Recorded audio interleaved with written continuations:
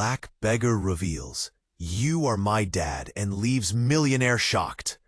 Jonathan Sterling, Wall Street titan, the guy who owned half of Manhattan and probably had a spare jet parked somewhere, was working the room at the plaza. You know the type: slicked back hair, power suit, and a smile that could charm the pants off a rattlesnake. But tonight, even his $1,000,000 grin felt strained. Eleanor, his Ice Queen wife, was circling like a shark, ready to pounce on any perceived social faux pas. Lilies choked the air, thick with the stench of old money and Botox. Then bam! A little hand, grimy and small, grabbed his. He looked down. A kid, maybe 8 years old, with these huge, sad eyes that looked familiar, like staring into a mirror from 20 years ago.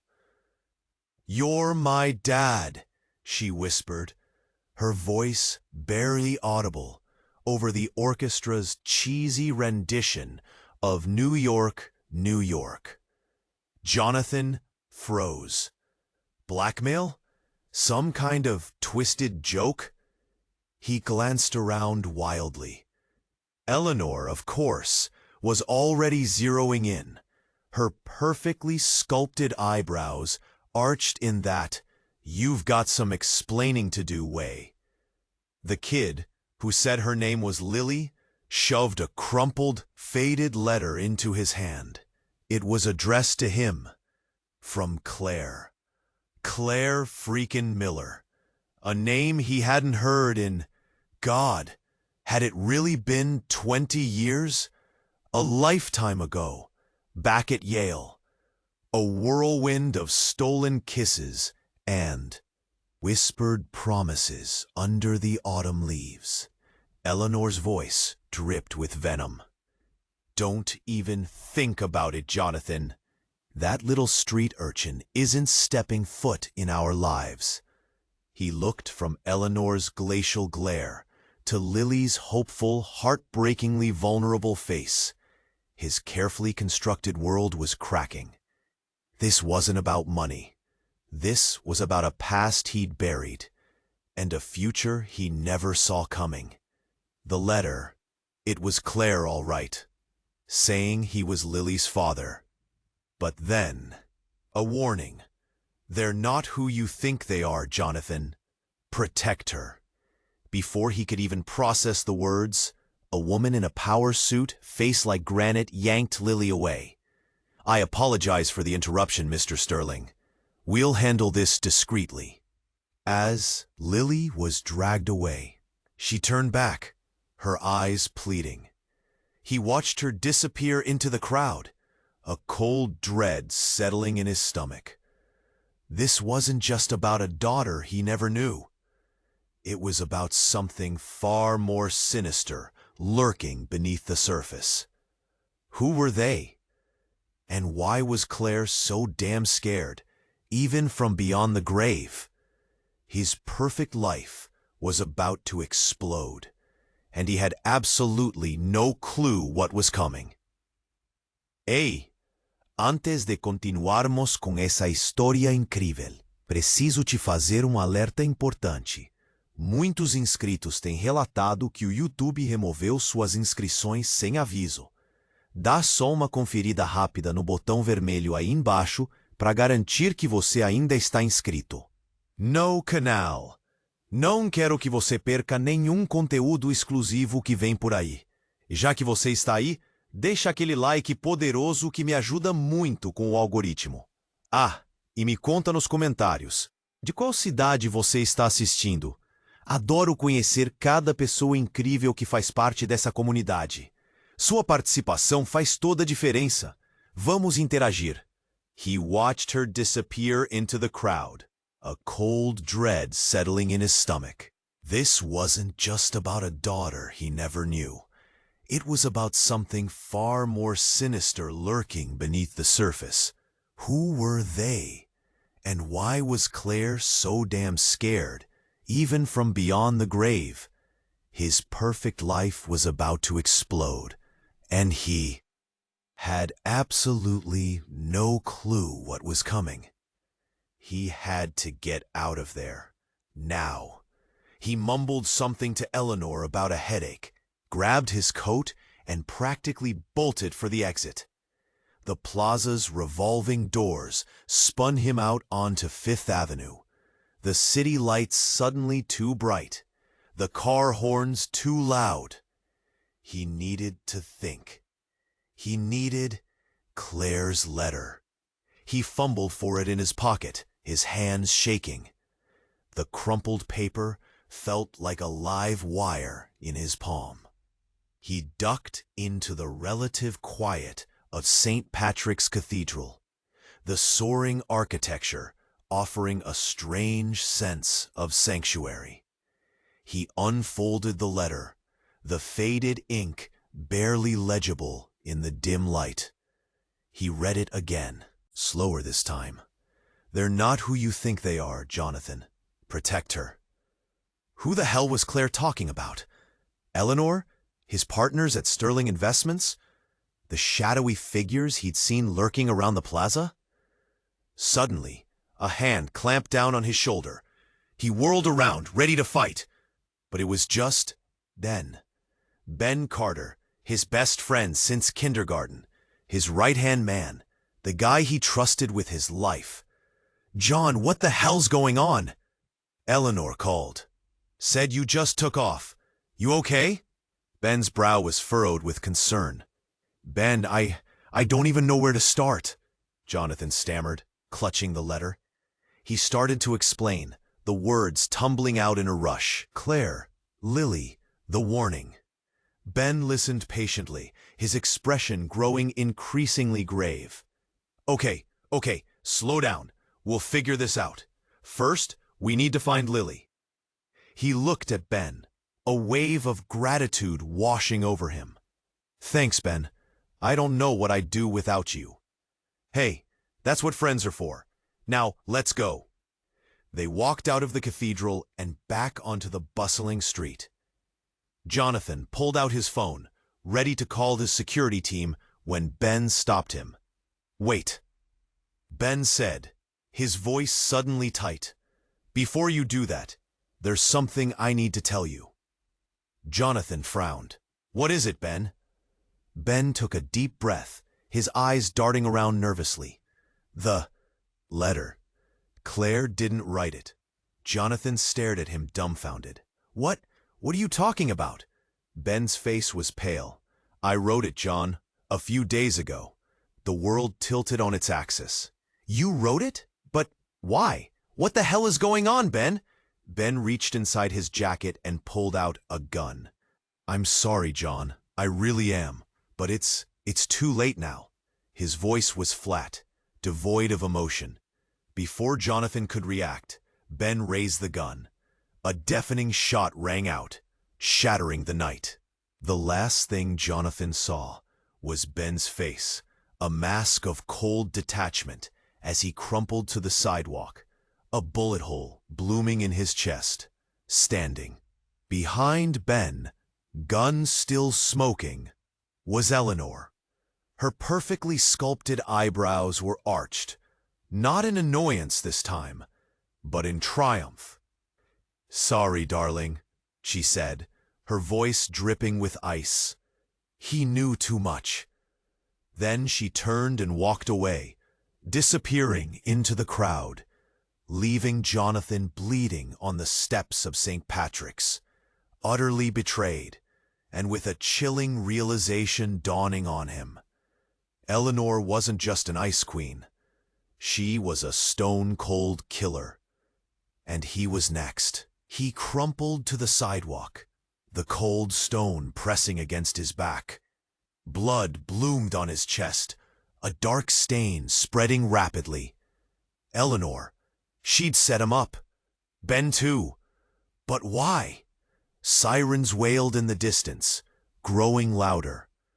He gasped, or air, his vision blurring. He had to warn someone. Lily. His fingers fumbled for his phone. He managed to dial a number he hadn't called in years. Mark, help! Lily! The phone slipped from his grasp, clattering onto the pavement. Everything went dark. Then, nothing. A week later, rain lashed against the windows of a small, cramped apartment in Queens. A woman sat hunched over a table, her face illuminated by the glow of a laptop screen. Her name was Sarah, and she was a journalist. A good one, even if no one knew her name. She was going through Jonathan Sterling's financial records. They'd been leaked anonymously, a digital breadcrumb trail leading to something big, something rotten at the heart of Wall Street. She scrolled through the spreadsheets, the numbers blurring together. Suddenly, a name jumped out at her. Claire Miller. Intrigued, she did a quick search. Claire Miller, Yale graduate, deceased. Cause of death, car accident, 20 years ago. Sarah frowned. Something didn't feel right. She dug deeper, searching old newspaper archives, police reports, and then she found it. A discrepancy. A lie. The police report stated that Claire Miller was alone in the car when it crashed. But Sarah found a witness statement, buried deep in the archives, that said otherwise. A witness who claimed to have seen a man fleeing the scene of the accident.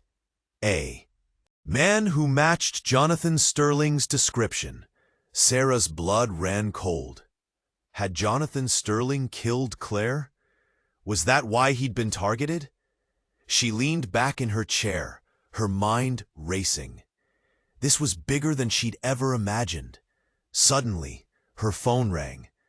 It was an unknown number. Hesitantly, she answered. "Hello?" A voice, raspy and distorted, came through the line. "Stop digging, Sarah. You're getting too close." Sarah's heart pounded in her chest. "Who is this? What do you want?" The voice chuckled, a chilling sound that sent shivers down her spine. "Let's just say some things are better left buried." The line went dead. Sarah stared at her phone, her hand shaking.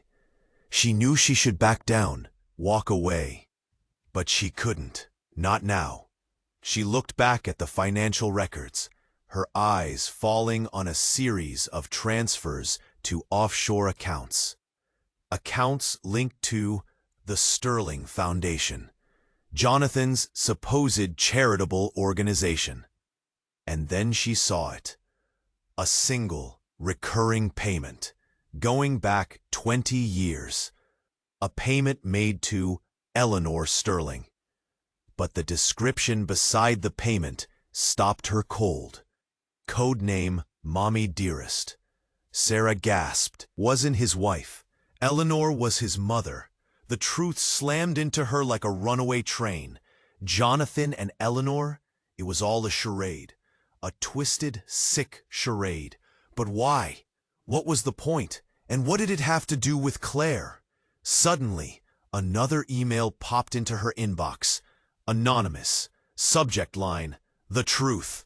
Her fingers trembled as she clicked it open. A single image filled the screen. An old photograph, faded and grainy. It showed a young woman, strikingly beautiful, standing beside a man in a military uniform. Behind them, a building, a psychiatric hospital. Sarah zoomed in on the woman's face. It was Claire. And the man? He had the same slicked back hair, the same piercing blue eyes, but younger, harder. Jonathan Sterling. But that wasn't the shocking part. Scrawled across the bottom of the photo, in shaky handwriting, were two words. Twin sister. Sarah's breath hitched. Claire had a twin sister? And Jonathan? He was involved with both of them? Then the pieces started to click into place. The payments to Eleanor, the Mommy Dearest code name. It wasn't about Eleanor being Jonathan's mother. It was about her being Claire's aunt. Eleanor was protecting a secret so dark, so twisted, it could destroy the Sterling Empire. Jonathan hadn't killed Claire. He had tried to save her from Eleanor. Suddenly, a deafening crash echoed through her tiny apartment. The door splintered inwards, and two figures stormed into the room, faces hidden by ski masks. "Looking for something, sweetheart?" One of them sneered, brandishing a gun. Sarah scrambled backwards, knocking over her chair. "Who are you? What do you want?" "We want you to forget everything you've seen," the other figure growled. "Just walk away, and this all goes away." Sarah knew they were lying. They weren't going to let her walk away. She knew too much. Suddenly, a voice boomed from the doorway. "Get away from her!" Sarah looked up in shock. Standing there, silhouetted against the hallway light, was Lily, the little girl who claimed to be Jonathan Sterling's daughter. But she wasn't alone. Beside her stood a man, tall and imposing, with a familiar glint in his eye. Mark, the man Jonathan had desperately tried to call before he died. But it wasn't just his presence that stunned Sarah. It was the weapon he was holding, a shotgun leveled at the intruders. "I said, get away from her," Mark repeated, his voice cold and dangerous. "Or you'll regret it." The intruders hesitated, glancing at each other. They hadn't expected this. A little girl and some nobody. "Fine," one of them spat. "But this isn't over." They turned and fled, disappearing back into the hallway. Sarah stared at Mark, speechless. Who are you?" Mark lowered the shotgun, his gaze locking with hers. "I'm Jonathan's brother," he said, his voice heavy with grief. "And Lily is my daughter." Sarah stared, confused. Lily, his daughter? "But, Jonathan," Mark sighed, "it's complicated. But the important thing is, Eleanor isn't who you think she is. She's been manipulating everything from the start. And Jonathan, he was trying to protect Lily from her." He looked down at Lily, his eyes filled with love and a deep, burning rage. "She's not just a killer, Sarah," Mark said, his voice barely a whisper. "Eleanor is trying to make sure that Jonathan's daughter doesn't learn that Eleanor isn't Claire's aunt. She's their mother." "She's not just a killer, Sarah," Mark said, his voice barely a whisper. "Eleanor is trying to make sure that Jonathan's daughter doesn't learn that Eleanor isn't Claire's aunt. She's their mother." My head was spinning. Mother? Eleanor was Lily's grandmother and mother of Jonathan and Claire? That couldn't be. But it made a twisted kind of sense. The money, the control, the way Eleanor talked about family, like they were possessions. Mark grabbed my arm, pulling me back to reality. "We gotta go, now. Eleanor will send more goons. She can't let us reveal this." He was right. I had the story of the century, if I lived to tell it. We grabbed my laptop, Mark scooped up Lily, and we bolted out of the apartment, rain soaking us instantly. We didn't know where we were going, just that we had to get far away. Driving, Mark told me everything, in short bursts between glances in the rearview mirror. Jonathan had suspected the truth for years, but could never prove it. Claire knew. That's why she'd been killed. Jonathan tried to protect Lily, because he knew Eleanor would never let her live if she found out. Well, anything. Jonathan called me a week ago, said, "Help, Lily," Mark said. But I didn't know what he meant until just now. He gave up everything for that kid, Sarah. We finally stopped at some dingy motel, miles outside the city, the kind where you don't ask questions, and the sheets are probably older than me. Lily was asleep in minutes, curled up on the lumpy mattress. Mark and I sat on the edge of the bed, staring at the floor. "So, what do we do now?" I asked. "We expose her," Mark said, his jaw clenched. "We get the truth out there, no matter what it takes." I nodded, determined.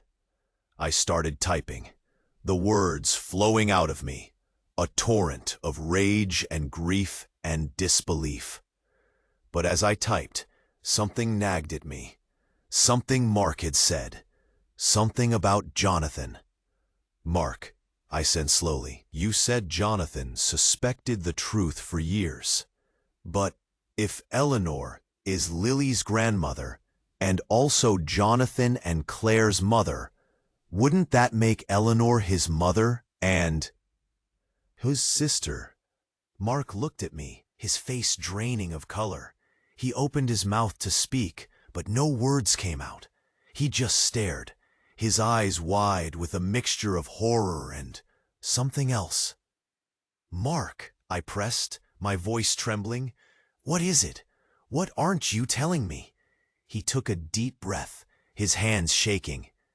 There's more you need to know," he stammered.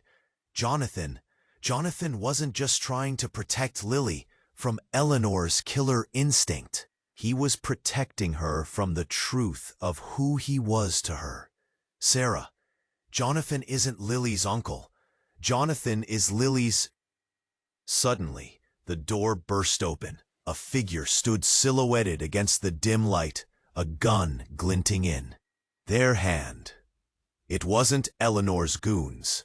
This was someone else. Someone unexpected.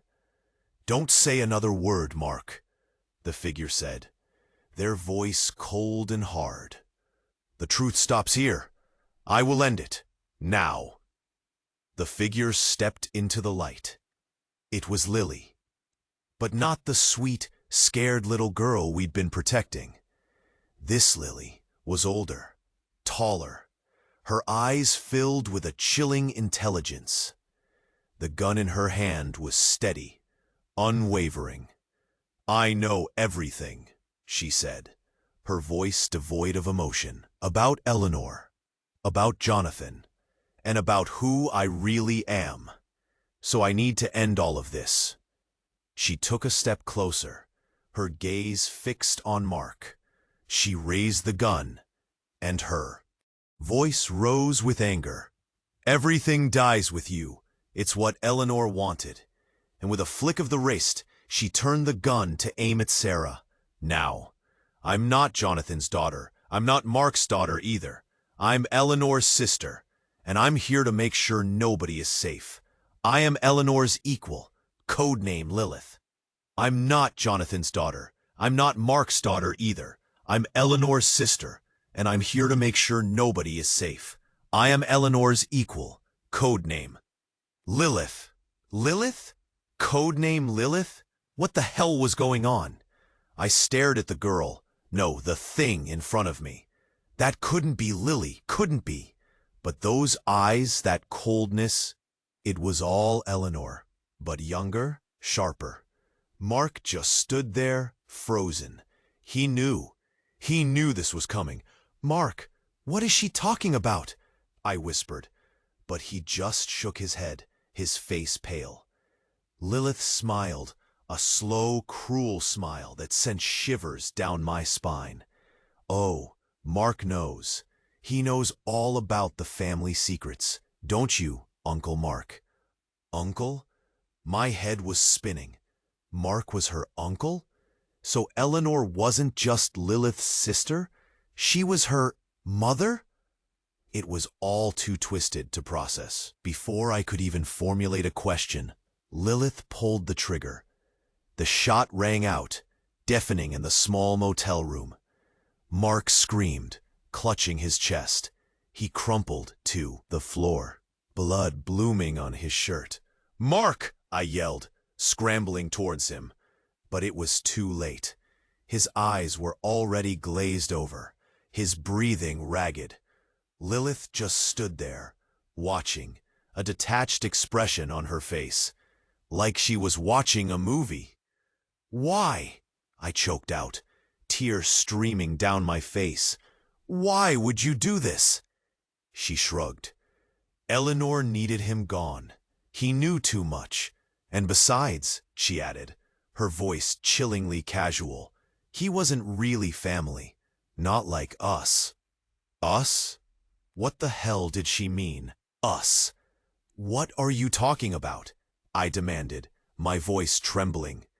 Lilith tilted her head, considering me. "You know, you're quite resourceful, Sarah. It's a shame you had to get involved. But don't worry, I'll make it quick." She raised the gun again, aiming it at me. I closed my eyes, bracing for the impact. But then, nothing. I opened my eyes, confused. Lilith was still standing there, the gun still pointed at me. But her eyes, they were different, conflicted. I can't," she whispered, her voice cracking. "I can't do it." She lowered the gun, her hand shaking violently. "It's not supposed to be like this," she mumbled, her voice barely audible. Suddenly, she screamed, a high-pitched, guttural scream that echoed through the room. She dropped the gun and clutched her head, her body convulsing. "No! Stop it! Get out of my head!" she shrieked, her voice a garbled mess. I watched in horror as her face contorted, her features shifting and changing. One moment she was Lilith, the next she was someone else, someone younger, more innocent. "Sarah," she whispered, her voice small and scared. "Help me, please." It was Lily, the real Lily, trapped inside, fighting for control. But then, just as quickly, the change reversed. Her eyes hardened, her face went cold, and Lilith was back. "Don't listen to her," she hissed. "She's weak. I'm the one in control now." She picked up the gun, her grip firm. "I'm sorry, Sarah, but it has to be done." She raised the gun again, her finger on the trigger. This was it. There was no escape. But then, just as she was about to fire, a voice boomed from the doorway. "Drop the weapon, Lilith." I looked up, stunned. Standing there, silhouetted against the dim light, was Eleanor. But it wasn't the cold, calculating Eleanor I knew. This Eleanor was different, desperate, terrified. "Eleanor," Lilith said, her voice dripping with venom, "what are you doing here? You were supposed to be waiting." Eleanor shook her head, her eyes pleading. "It doesn't have to be this way, Lilith. We can stop this. Now, please." Lilith laughed, a harsh, mocking sound. "Stop it? It's too late for that, Eleanor. We've come too far. Besides," she added, her voice dropping to a whisper, "you know what happens if we fail. They won't let us live." "They!" I shouted suddenly. "Who the hell is they?" Eleanor's eyes widened in fear. She glanced at Lilith, then back at me. It's not safe to tell you," she stammered. "You don't understand what's at stake. You don't know who we're up against." "Tell me," I screamed. "Tell me or I swear I'll—" Before I could finish my threat, Lilith pulled the trigger. But this time, the bullet wasn't meant for me. It was meant for Eleanor.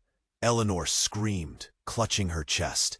She stumbled backwards, her eyes wide with shock and betrayal. "Why, Lilith? Why?" she gasped, her voice barely audible. Lilith just smiled, a slow, cruel smile. "Because, Aunt Eleanor, You know too much to let us survive. Now, she turned towards Sarah, the gun rising. Time to end all of this. Eleanor, a bala acertou em cheio. Ela cambaleou para trás, tentando segurar o ferimento, olhar de completa descrença no rosto. Lilith, ela conseguiu sussurrar, antes de desabar no chão, rastro de sangue manchando o carpete barato do motel. Lilith apenas sorriu. Sorriso frio e sem emoção. Você sabia demais, mamãe. Era inevitável. Mamãe, aquilo me atingiu como um soco no estômago. Eleanor era a mãe de Lilith, de Jonathan e de Claire. Aquela família era uma teia de loucura e segredos tão densa que eu mal conseguia respirar. Eu olhei para Mark ali no chão, sangrando, e depois para Lilith, que parecia completamente alheia ao caos que havia causado. Ela era um monstro criado por uma história terrível. Quem são eles, Lilith? Eu gritei, minha voz tremendo de raiva. Quem está por trás disso tudo? Ela riu. Som estridente que ecoou pelo quarto. Você realmente quer saber, Sarah? A verdade é muito pior do que você pode imaginar. Ela se aproximou de mim, com aquele olhar vazio e calculista. Eles são a família, a verdadeira família. Aqueles que controlam tudo, as sombras que manipulam o mundo. E nós, Sarah, somos apenas peças em um jogo muito, muito antigo. Ela pegou uma foto do bolso. Era uma foto antiga, desbotada, de um grupo de pessoas vestidas com roupas estranhas, reunidas em torno de uma mesa. Seus rostos estavam borrados e quase impossíveis de reconhecer. Reconhece alguém? Ela perguntou com um tom de escárnio. Eu peguei a foto, minhas mãos tremendo. Eu olhei para os rostos borrados, tentando identificar alguma semelhança, alguma pista. E então eu vi um rosto no canto da foto, ligeiramente mais nítido do que os outros. Um rosto que eu conhecia. Era Jonathan. Mais jovem, claro, mas inconfundível. Ele estava lá, naquele grupo misterioso. Não pode ser. Eu sussurrei, em choque. Lilith sorriu. Ou pode. Jonathan sempre soube a verdade. Ele fazia parte da família. Ele só desviou do caminho. E é por isso que ele teve que ser punido. Ela se aproximou ainda mais, sussurrando no meu ouvido. E agora, Sarah, chegou a sua vez de descobrir o que acontece com aqueles que se opõem à família. De repente, a porta do quarto se abriu com um estrondo. Eu gritei, me virando para encarar a nova ameaça. Mas não era um bandido, não era um assassino, era um policial. Polícia! Mãos para cima! Ele gritou, sacando a arma. Lilith congelou, seus olhos arregalados. Por um momento, ela pareceu uma garotinha assustada, presa em um pesadelo do qual não conseguia escapar. Mas então, um sorriso surgiu em seus lábios. Um sorriso de loucura e desafio. É tarde demais, ela sussurrou. Já está tudo feito. E então, ela fez algo completamente inesperado. Ela apontou a arma para a própria cabeça. Não, eu gritei, mas já era tarde demais. Ela puxou o gatilho. O tiro ecoou pelo quarto, seguido por um silêncio ensurdecedor. Lilith caiu no chão, sem vida. Eu fiquei ali, paralisada, olhando para os corpos de Mark, Eleanor e Lilith. 3 vidas destruídas por uma teia de segredos e mentiras que se estendia por gerações. O policial se aproximou de mim, com cautela. Você está bem? Ele perguntou, sua voz preocupada. Eu balancei a cabeça, sem conseguir falar. Eu estava em choque, completamente atordoada pelo horror que havia testemunhado. Ele me ajudou a me levantar e me conduziu para fora do quarto. Enquanto caminhávamos para o carro da polícia, eu olhei para trás para o motel, lugar que nunca mais sairia da minha mente. De repente, eu parei. Algo estava errado. Algo não fazia sentido. Espere, eu disse ao policial. A foto que Lilith me mostrou.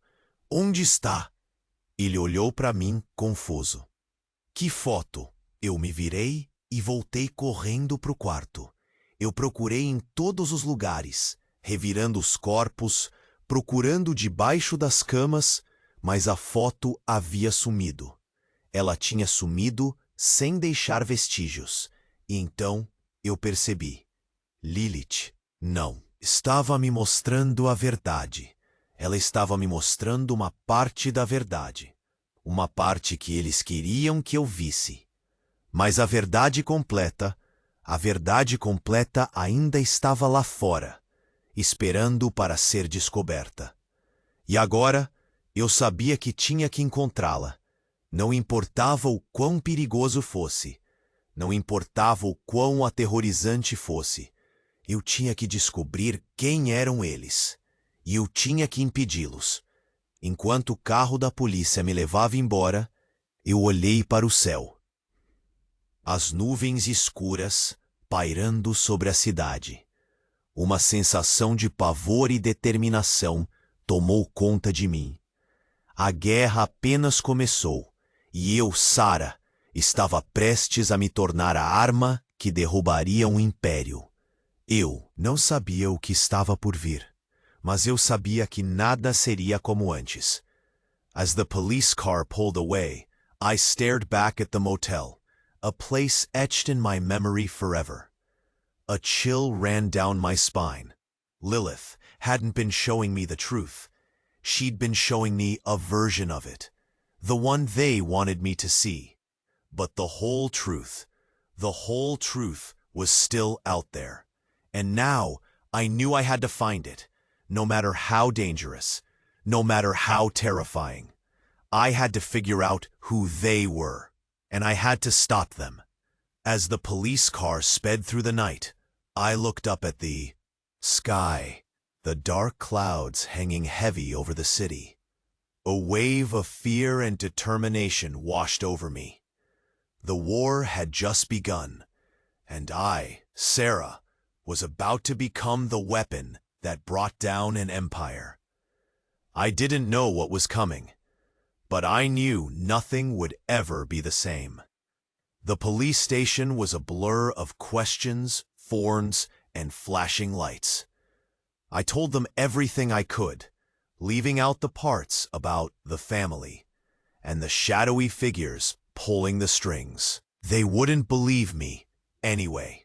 They booked me a room at a nearby hotel, a sterile, impersonal place that felt miles away from the blood and chaos of the motel. I couldn't sleep. Every time I closed my eyes, I saw Mark's face, his eyes wide with shock and pain. And Lilith, that twisted, broken girl.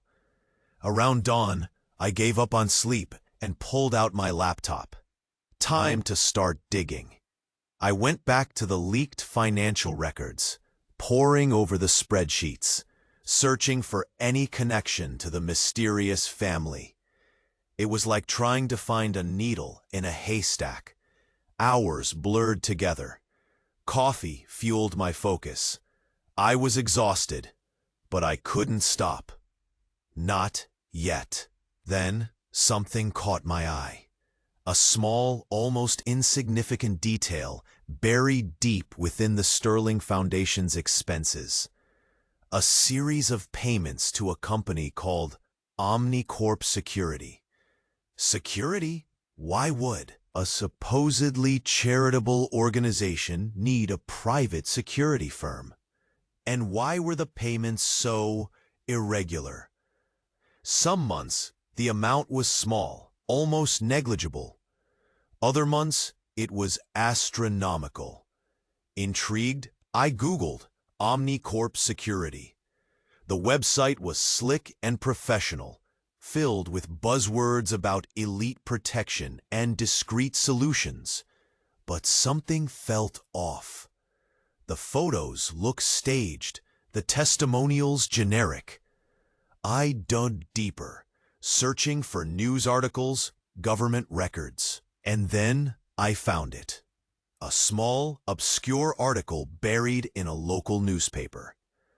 Omnicorp Security was owned by a man named, wait for it, Eleanor Sterling. My blood ran cold. It all clicked into place. Eleanor wasn't just a killer. She was running a private army. And that army was protecting something. Someone. But who?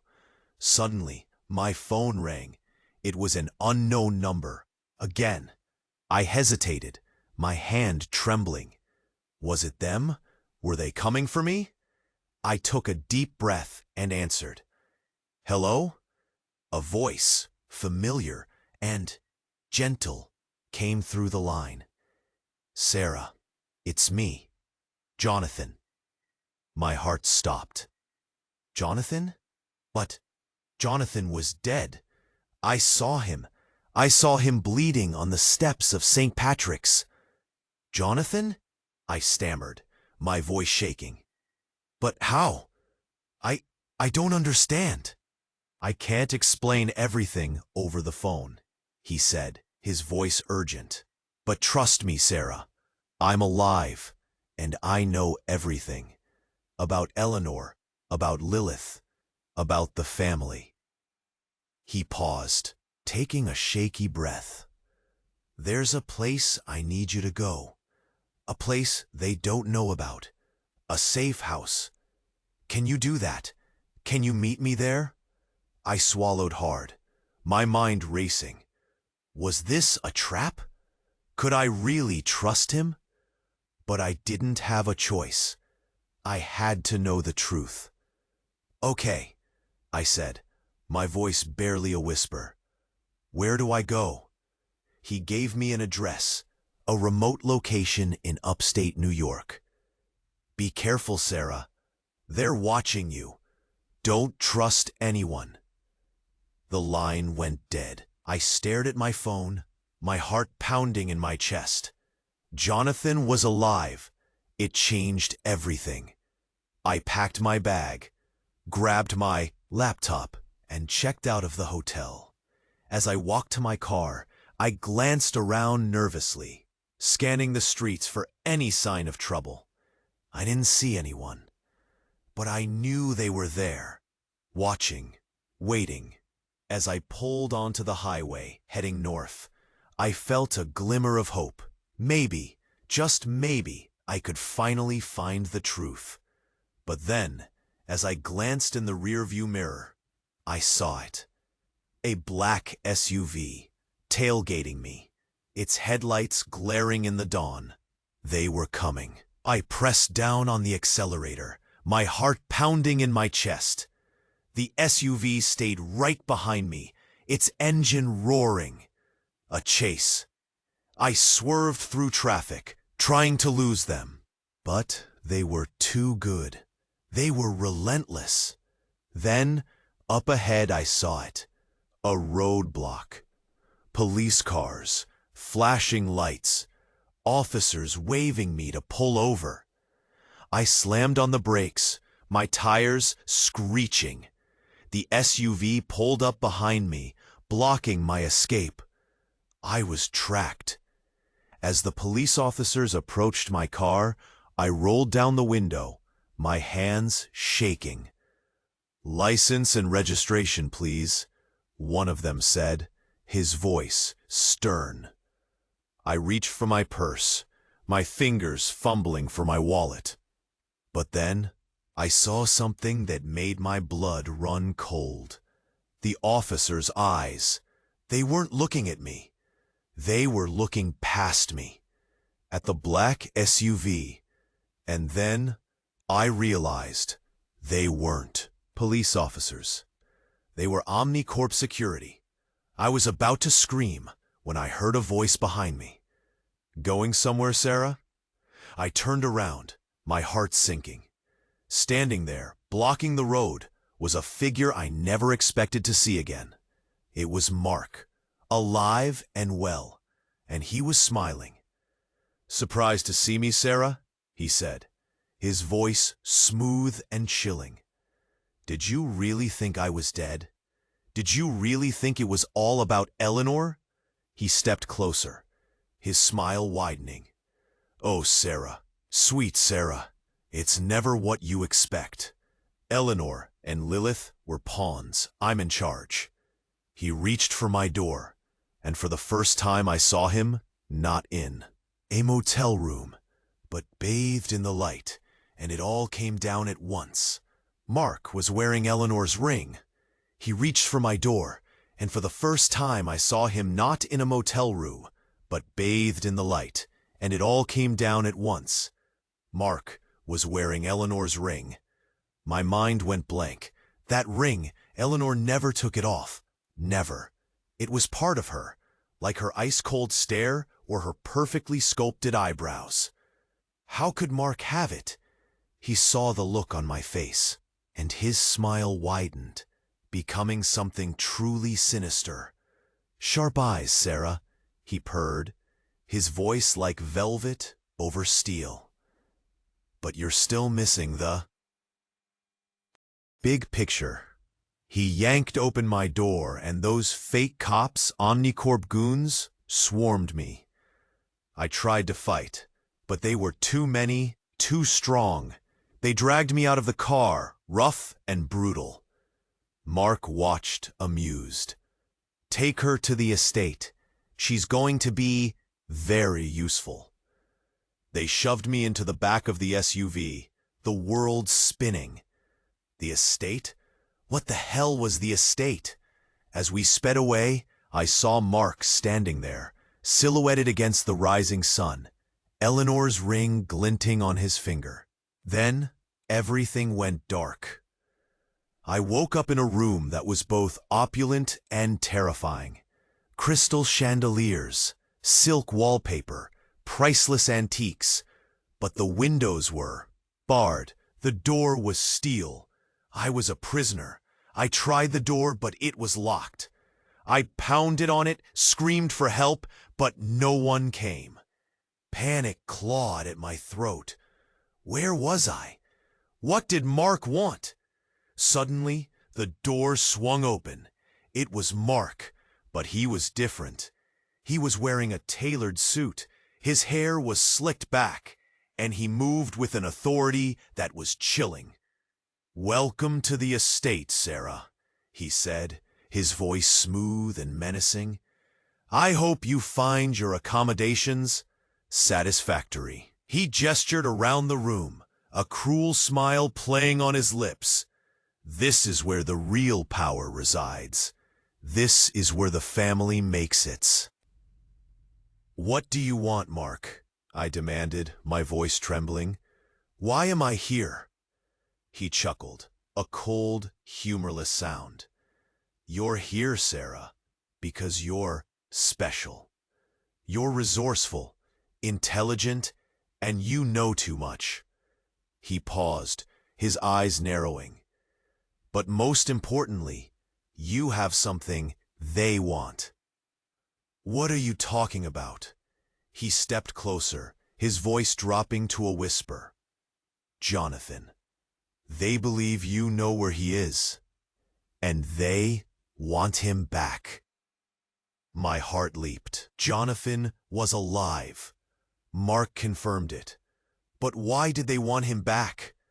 "I don't know where he is," I said, trying to sound convincing. "He called me, that's all, I swear." Mark just smiled, a knowing smile that sent shivers down my spine. "Don't lie to me, Sarah. I know you better than you think." He reached out and gently touched my cheek. "You see, Sarah, I've been watching you for a long time. I've been manipulating you, guiding you, leading you to this very moment." He paused, his eyes glowing with a strange, unsettling intensity. "And now it's time for you to play your part." He stepped back, his smile fading. I'm going to give you a choice, Sarah. You can tell me where Jonathan is, and I might let you live. Or you can refuse and face the consequences. He snapped his fingers, and two Omnicorp goons stepped forward, their faces expressionless. Choice is yours, Sarah, Mark said, his voice cold and hard. Choose wisely. I stared at him, my mind racing. What was the right move? What was the truth? What in the hell was going on anymore? I don't know, I shouted. I really don't. He just called me. I was going to meet him. Mark just laughed. You disappoint me, Sarah. I really thought you were smarter than this. He nodded to the goons, and they grabbed me, their grip like iron. They started dragging me towards the door. No! Wait! Please! I'll tell you anything you want to know, I screamed, desperate. But it was too late. They dragged me out of the room, kicking and screaming. As they dragged me down a long, dark hallway, I saw something that made my blood run cold. A door, marked with a single word, Lilith. A wave of nausea washed over me. Lilith was here, in the estate, but she was dead. I saw her. I saw her shoot herself. But then, a horrifying thought occurred to me. What if she wasn't dead? What if everything I thought I knew about Lilith, about Eleanor, about Mark, was a lie? They threw me into a dark, damp cell. The door slammed shut, the sound echoing in the silence. I curled up on the cold stone floor, my body shaking. I was alone, terrified, and completely clueless. Suddenly, a voice echoed from the darkness. Hello, Sarah. I gasped, my heart leaping into my throat. Who's there? I stammered, my voice barely audible. The voice chuckled, a chilling, familiar sound. Don't you recognize me, Sarah? A figure emerged from the shadows, stepping into the dim light. It was Jonathan. But it wasn't the Jonathan I expected. His eyes were cold, his smile was cruel, and he moved with a terrifying confidence.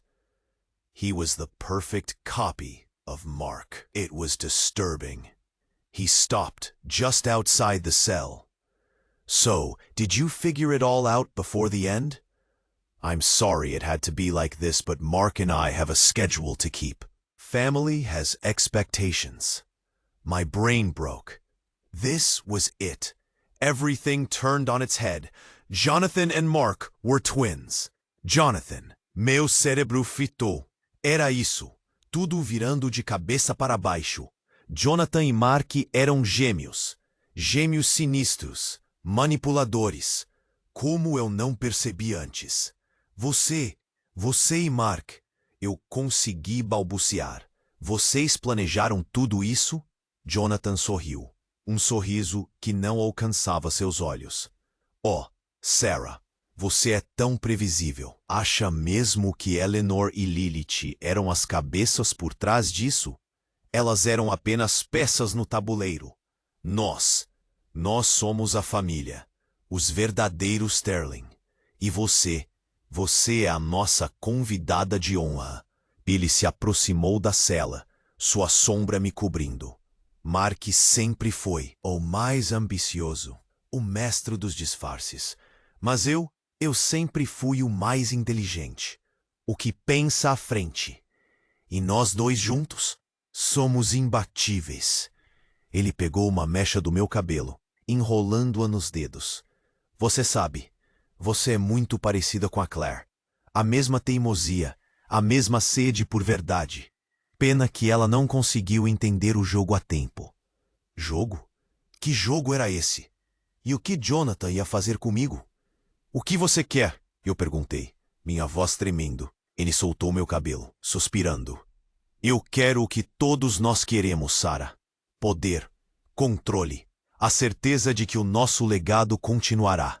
E você Você é a chave para tudo isso. De repente, um barulho alto ecoou pelos corredores. Um grito. Depois silêncio. Jonathan franziu a testa. O que foi isso?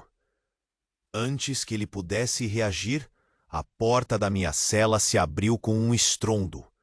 E ali, parada no limiar, estava Lily. Mas não era a Lilith, a irmã de Eleanor. Essa era diferente. Seus olhos brilhavam com determinação. Ela segurava uma arma. Jonathan, ela disse, sua voz firme. Chegou a hora de acabar com isso. Jonathan riu, incrédulo. Lily, o que você está fazendo? Você não entende. Eu entendo perfeitamente, ela interrompeu. Eu sei sobre vocês, sobre a família, sobre o que vocês fizeram com a minha mãe. Jonathan deu um passo para trás, seu sorriso desaparecendo. Lily, espere. Podemos conversar. Podemos. Lily levantou a arma. Não há nada para conversar. A sua hora chegou, Jonathan Sterling. E depois eu vou acabar com todos eles.